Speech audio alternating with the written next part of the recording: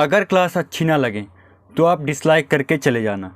जय हिंद दोस्तों, मैं शुभम आप सभी का स्वागत करता हूं आपके अपने YouTube channel HD dream institute में। जैसा कि आपको पता है कि जीके और जीएस का ये प्रैक्टिस सेट है जो हर शाम आपको 4 बजे देखने के लिए मिलता है और एसएससी जीडी और उसके साथ ही यूपी पुलिस कांस्टेबल के लिए ये क्लास बहुत ही ज़्यादा महत्वपूर्ण रहने वाली है।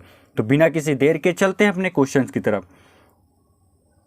तो क्वेश्चन नंबर फर्स्ट हमसे क्या कहता है कि पन्ना राष्ट्रीय उद्यान निम्नलिखित में से किस राज्य में स्थित है। पन्ना राष्ट्रीय उद्यान निम्नलिखित में से किस राज्य में स्थित है। क्लास को आप पूरा देख करके जाना। अगर क्लास अच्छी ना लगे तो आप डिसलाइक कर देना, मुझे कोई दिक्कत नहीं। लेकिन अगर क्लास आपको अच्छी लगती है तो लाइक कीजिएगा और ज़्यादा से ज़्यादा अपने दोस्तों में शेयर कीजिएगा। तो पन्ना राष्ट्रीय उद्यान निम्नलिखित में से किस राज्य में स्थित है। तो पन्ना राष्ट्रीय उद्यान आपके मध्य प्रदेश में स्थित है। ऑप्शन नंबर सी मध्य प्रदेश में स्थित है। और उसके साथ ही अगर बात कर ली जाए पन्ना राष्ट्रीय उद्यान की स्थापना कब हुई थी तो 1981 में। कब हुई थी? 1981 में। और 1994 में इसे टाइगर रिजर्व में रखा गया है। कब रखा गया? 1994 में। स्थापना की बात की जाए तो स्थापना कब हुई थी? 1981। और टाइगर रिजर्व में कब गया? तो 1994 में। ये आपको अच्छे तरीके से याद रखना है। चलते हैं नेक्स्ट क्वेश्चन की तरफ। क्वेश्चन नंबर सेकंड हमसे क्या बोलता है कि भारतीय संविधान के निम्नलिखित अनुच्छेदों में से निर्वाचन आयोग का प्रावधान है। आपके पास 4 ऑप्शन दिए हुए हैं। 324 अनुच्छेद 324, अनुच्छेद 242, अनुच्छेद 320, अनुच्छेद 21। किसमें निर्वाचन आयोग का प्रावधान है? किस अनुच्छेद में? तो जल्दी से बताइएगा कि इसका आंसर कौन सा सही हो जाएगा। तो इसका जो राइट आंसर हो जाएगा दोस्तों वो हो जाएगा आपका ऑप्शन नंबर ए 324। दोस्तों आपके पास टोटल ये 20 क्वेश्चन की प्रैक्टिस सेट है। 20 में से अगर आपने 15 क्वेश्चन सही कर दिए तो आप समझिएगा कि जीके में आपकी बहुत ज़्यादा अच्छी पकड़ रहने वाली है। और अगर आप कहीं 10 क्वेश्चन ही कर पाते हैं तो आपको बहुत ज़्यादा मेहनत करने की भी ज़रूरत है। ठीक है, तो आप अपने नंबर को कॉपी में लिखते रहिएगा। इसके बाद कमेंट में ज़रूर बताइएगा कि आपने 20 में से कितने क्वेश्चन एकदम से सही किए हैं।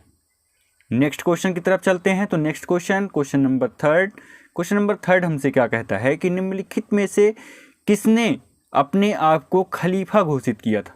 यह आपका हिस्ट्री का क्वेश्चन है और बहुत ज़्यादा इंपॉर्टेंट क्वेश्चन है। तो बताइएगा कि निम्नलिखित में से किसने अपने आप को खलीफा घोषित किया। भैया ये वो वाला खलीफा नहीं है जो आज के टाइम पे है। ठीक है ना, खलीफा लोग बोलते रहते हैं एक दूसरे को। तो वो वाला खलीफा की बात नहीं हो रही है, ये दूसरे वाले खलीफा की बात है। जल्दी से बताओ कौन सा आंसर सही हो जाएगा। तो इसका जो राइट आंसर हो जाएगा दोस्तों वो हो जाएगा option number B Mubarak Shah Khilji. Mubarak Shah Khilji एकदम से सही जवाब हो जाएगा। अगर बात कर लीजिए थोड़ी सी अलाउद्दीन खिलजी के बारे में तो ये सल्तनत काल का द्वितीय राजा था, ये दूसरे नंबर का राजा था।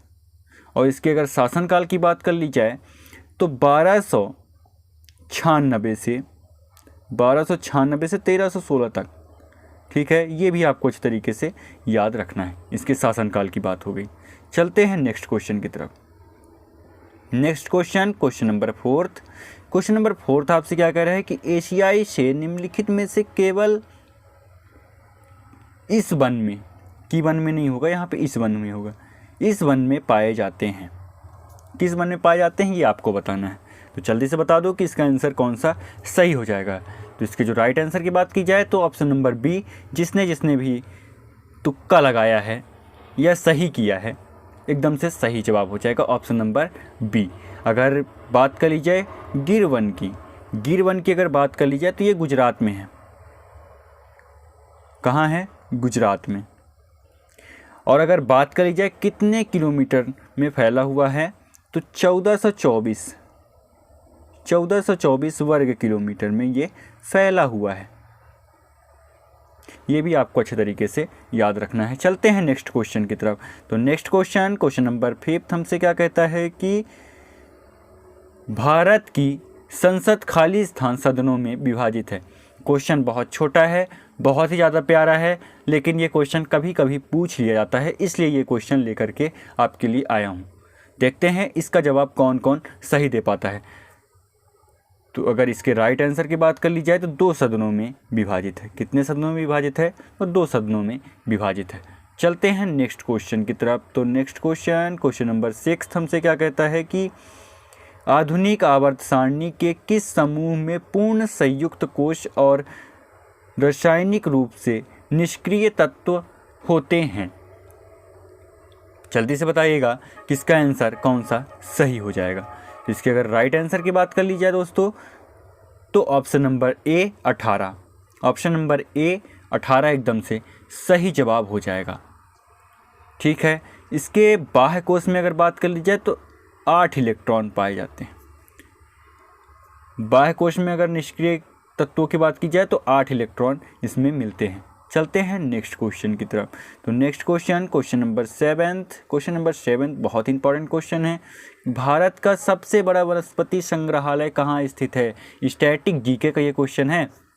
स्टैटिक जीके का ये महत्वपूर्ण क्वेश्चन है, क्योंकि इस टाइप के क्वेश्चन काफ़ी ज़्यादा पूछे जाते हैं। स्टैटिक जीके को पकड़ लिया जाएगा तो बहुत ज़्यादा क्वेश्चन स्टैटिक जीके से आजकल के पेपर में पूछा जा रहा है। तो आपके लिए स्टैटिक जीके बहुत ज़्यादा महत्वपूर्ण हो जाता है। तो जल्दी से बताइएगा कि भारत का सबसे बड़ा वनस्पति संग्रहालय स्थित है। ऑप्शन नंबर ए में कोयम्बटूर, मुंबई, कोलकाता, लखनऊ। जल्दी से बताइएगा कि इसका आंसर कौन सा सही हो जाएगा। जिसके अगर आंसर की बात कर ली जाए तो ऑप्शन नंबर सी कोलकाता एकदम से सही जवाब हो जाएगा। कोलकाता एकदम से सही जवाब हो जाएगा। शिवपुर में ये स्थित है। आपको ये भी अच्छे तरीके से याद रखना है कहाँ स्थित है, तो शिवपुर में स्थित है। कोलकाता के शिवपुर में ये स्थित है। और कब बना? तो 1973 में, 1975 लिख दिया था, गलती हो गई, 1973 में ये बना था। चलते हैं नेक्स्ट क्वेश्चन की तरफ। तो नेक्स्ट क्वेश्चन नंबर 8 हमसे क्या कहता है कि मधुमक्खी के डंक का इलाज करने के लिए, मधुमक्खी के डंक का इलाज करने के लिए खाली स्थान का घोल का उपयोग किया जाता है। मधुमक्खी के डंक का इलाज करने के लिए किस घोल का उपयोग किया जाता है, यही आपसे पूछा गया है। क्या दूध लगाते हैं, या बेकिंग सोडा लगाते हैं, या नींबू के रस लगाते हैं, या इनमें से कोई नहीं? बताओ जल्दी से इसका आंसर कौन सा सही हो जाएगा। तो अगर इसके राइट आंसर की बात कर ली जाए तो right answer option number B baking soda. Baking soda ही क्यों लगाते हैं? क्योंकि मधुमक्खी का जो डंक होता है तो उसमें अम्लीय प्रवृत्ति पाई जाती है। कौन सी प्रवृत्ति पाई जाती है? अम्लीय प्रवृत्ति पाई जाती है। और जो बेकिंग सोडा होता है आपका, ये क्षारीय प्रवृत्ति का होता है। किस प्रवृत्ति का होता है? तो क्षारीय प्रवृत्ति का ये होता है, इसलिए इसका उपयोग आपका करते हैं, बेकिंग सोडा का ही उपयोग करते हैं, क्योंकि ये अम्लीय जो होता है तो उसको क्षारीय ख़त्म कर सकता है। जो क्षारीय प्रवृत्ति के होते हैं वही ख़त्म कर सकते हैं, इसीलिए बेकिंग सोडा का उपयोग किया जाता है। अगर आपको मधुमक्खी काट लेती है तो आप बेकिंग सोडा का उपयोग कर सकते हैं।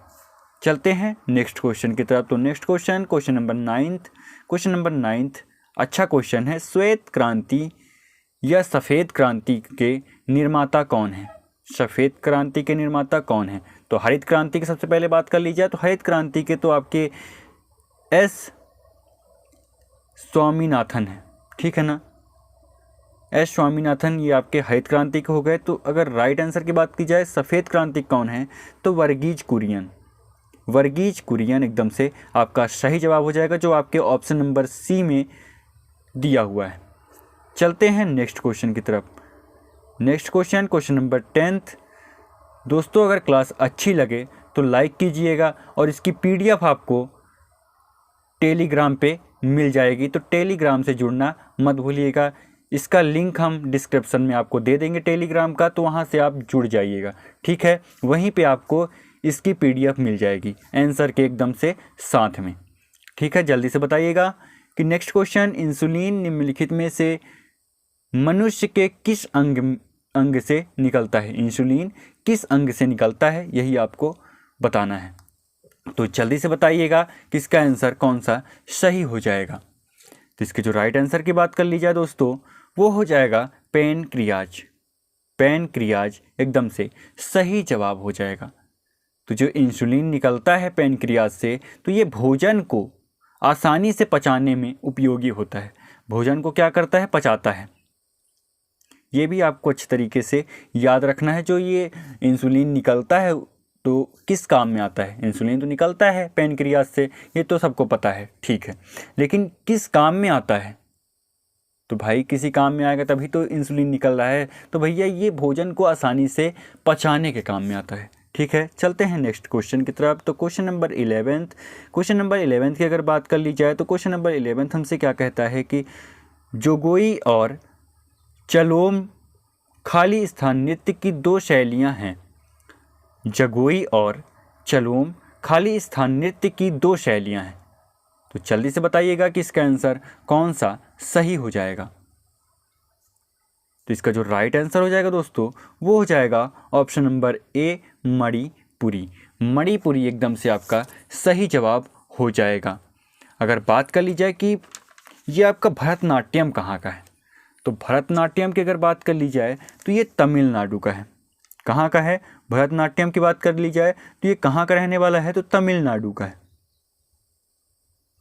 ये भी आपको अच्छी तरीके से याद रखना है, कहाँ का है? तमिलनाडु का है, ठीक है। और अगर कथक की बात कर ली जाए तो कथक को कौन भूल सकता है? उत्तर प्रदेश। इस टाइम पे तो अच्छा फेमस है, योगी आदित्यनाथ जी की वजह से, अयोध्या मंदिर की वजह से इस टाइम पे उत्तर प्रदेश तो चर्चाओं में बना हुआ है, ठीक है। तो कथक कहाँ का है? तो उत्तर प्रदेश का है। उत्तर प्रदेश के मुख्यमंत्री कौन हैं? तो योगी आदित्यनाथ जी हैं, ठीक है।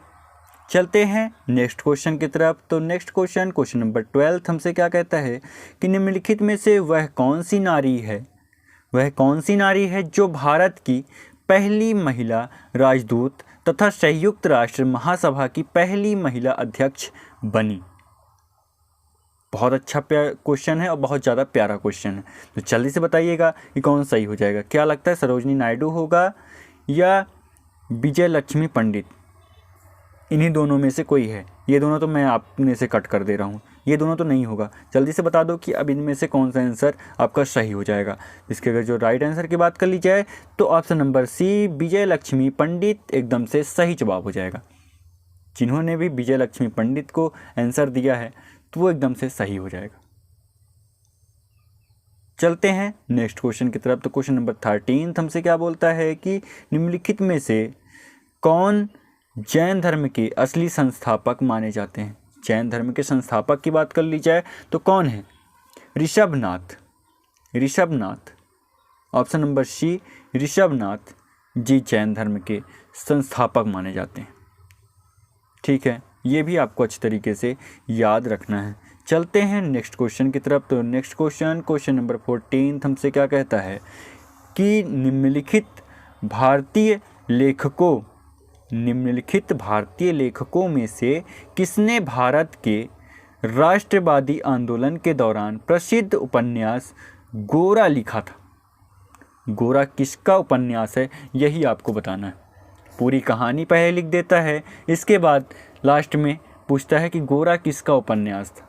अगर ये भी दे देता कि गोरा किसका उपन्यास था तो जल्दी से पढ़ करके आंसर बता देते, लेकिन पूरी कहानी लिख दिया इसने कि निम्नलिखित भारतीय लेखकों में से किसने भारत के राष्ट्रीयवाद आंदोलन के दौरान प्रसिद्ध उपन्यास गोरा लिखा था। तो जल्दी से बता दो कि आंसर कौन सा हो जाएगा। तो इसका जो राइट आंसर हो जाएगा दोस्तों वो हो जाएगा option number D, Rabindranath Tagore एकदम से सही जवाब हो जाएगा। अगर बात कर ली जाए रविंद्रनाथ टैगोर जी को नोबेल पुरस्कार कब मिला था? तो नोबेल पुरस्कार 1913 में मिला था। 1913 में रविंद्रनाथ टैगोर जी को नोबेल पुरस्कार मिला था, ठीक है। ये भी आपको अच्छे तरीके से याद रखना है। चलते हैं नेक्स्ट क्वेश्चन की तरफ। तो नेक्स्ट क्वेश्चन नंबर 15 हमसे क्या कहता है कि हर्षवर्धन द्वारा रचित नाटक है कौन सा है? जल्दी से बता दीजिए। रत्नावली है क्या, कादम्बरी है या हर्षवर्धन है? इसका जो राइट आंसर हो जाएगा दोस्तों वो हो जाएगा ऑप्शन नंबर ए, रत्नावली। अगर कादम्बरी की बात कर ली जाए तो कादम्बरी किसकी है? तो ये है बाणभट्ट की। बाणभट्ट, इनको भी अच्छे तरीके से याद रखिएगा, बाणभट्ट जी। चलते हैं नेक्स्ट क्वेश्चन की तरफ। तो क्वेश्चन नंबर 16 हमसे क्या कहता है, पंचशील की मुख्य विशेषता क्या है? पंचशील की मुख्य विशेषता क्या है? तो देश के मध्य मित्रता और शांतिपूर्ण अस्तित्व। देश के मध्य मित्रतापूर्ण और शांतिपूर्ण अस्तित्व। चलते हैं नेक्स्ट क्वेश्चन की तरफ। तो नेक्स्ट क्वेश्चन नंबर 17 हमसे क्या कहता है, ये जनरल साइंस का क्वेश्चन। हमारी आंखों में लेंस का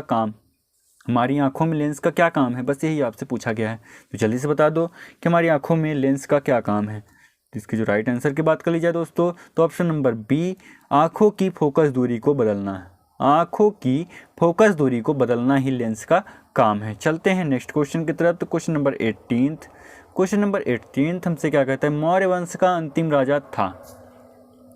मौर्य वंश का अंतिम राजा कौन था, यही आपसे पूछा गया है। तो इसका जो राइट आंसर हो जाएगा दोस्तों, वो हो जाएगा option number D. Option number D एकदम से आपका सही जवाब हो जाएगा। चलते हैं नेक्स्ट क्वेश्चन की तरफ। तो नेक्स्ट क्वेश्चन नंबर 19, ये आपका क्वेश्चन आपके लिए होमवर्क रहेगा। ये आपको कमेंट बॉक्स में इसका जवाब देना है। कौन सा जिला अंतर्राष्ट्रीय सीमा से मिलता है? कौन सा जिला अंतर्राष्ट्रीय सीमा से मिलता है, इसका जवाब आप कमेंट में दीजिएगा। जितना ज़्यादा इसके बारे में डिटेल लिख सकते हैं उतना डिटेल आप लिख दीजिएगा। चलते हैं नेक्स्ट क्वेश्चन की तरफ। तो नेक्स्ट क्वेश्चन नंबर 20, गाजापट्टी संघर्ष का केंद्र है। गाजापट्टी संघर्ष का केंद्र है पश्चिमी एशिया में, मध्य पूर्व एशिया में, रूस में, दक्षिण पूर्वी एशिया में। इसका भी जवाब आपको कमेंट में देना है। इसका भी जवाब आपको कहाँ देना है, कमेंट में देना है। 2 क्वेश्चन आपको दिया हूँ मैं, आप ज़रूर कमेंट में दीजिएगा इसका आंसर। और क्लास कैसी लगी है ये भी आप बताइएगा, और 20 में से कितने क्वेश्चन आपने सही किए हैं वो भी आपको बताना है। और इसकी क्लास की जो PDF है ये आपको टेलीग्राम पर मिल जाएगी, जिसका डिस्क्रिप्शन में मैं लिंक दे दूँगा, उससे भी आप जुड़ सकते हैं। मिलते हैं नेक्स्ट क्लास में, तब तक के लिए जय हिंद, जय भारत।